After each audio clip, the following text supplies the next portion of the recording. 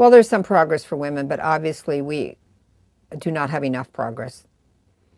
Women do not have enough rights, and those rights that we have to work to enforce. And, for example, we are coming up to the 90th anniversary of women's winning the right to vote. That's the 19th Amendment, the addition of the 19th Amendment suffrage to the United States Constitution, August 26, 1920. And we do not yet enjoy the passage of the Equal Rights Amendment to the United States Constitution, which we have been working to win ever since Alice Paul proposed it in 1923.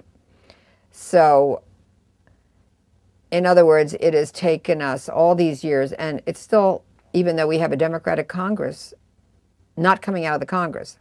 Well, we almost won it some years ago before that there was a time limitation passed on the Equal Rights Amendment, which hadn't been passed for any other amendment. And so we were not able to succeed in getting it added at that time as an amendment. So we need to have more activism to win the ERA now, because all it says is that equality of rights under the law shall not be denied or abridged by the United States or by any state on account of gender or on account of sex.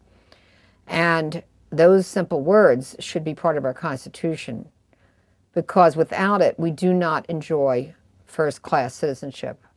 We do not enjoy all the legal rights and privileges that men enjoy. And we often say in the women's movement, men their rights and nothing more, women their rights and nothing less. So we do need to pass that.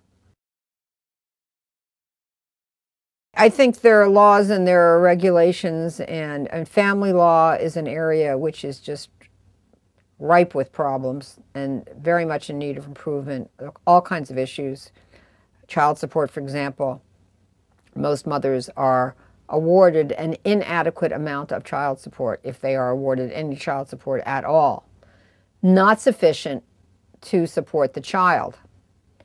And that's what this is all about.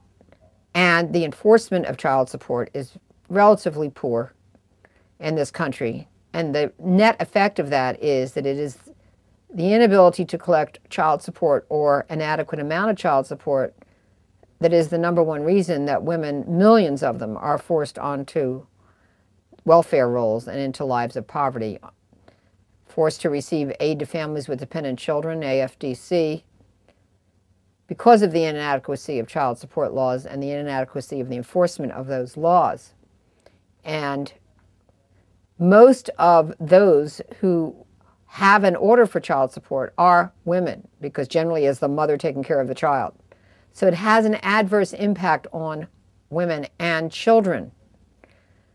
But while there are some steps to do something about it and to relieve the burden from these mothers and from the taxpayers and place the responsibility where it belongs on the non-custodial parent, namely the father, there's still too many deadbeat dads and really not a real commitment from the system to make major improvements.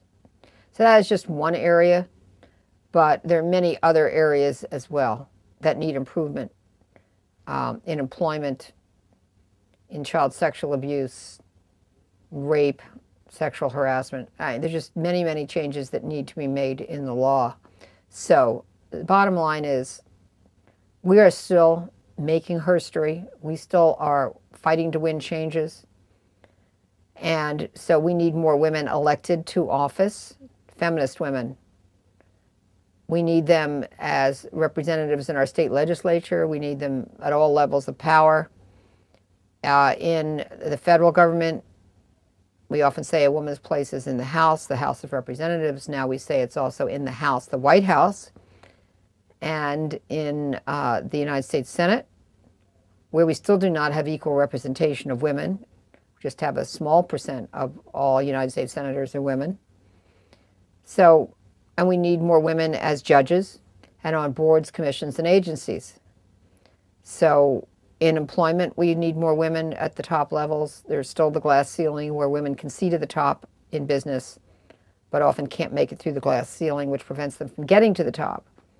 Glass ceiling is another way of saying women are still being discriminated against on account of their gender. Here's the good news.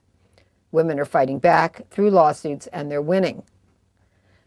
But unfortunately, sometimes women say to me, well, why do I have to fight for my rights? I thought I had them. Well, you don't have them unless you stand up and enforce those rights. So we're like private attorney generals in our law firm, Allred, Morocco, and Goldberg, where I've been practicing for 35 years as a partner, as a founding partner of the law firm. And, you know, we take these rights seriously. They are meant for the protection of our clients and women everywhere.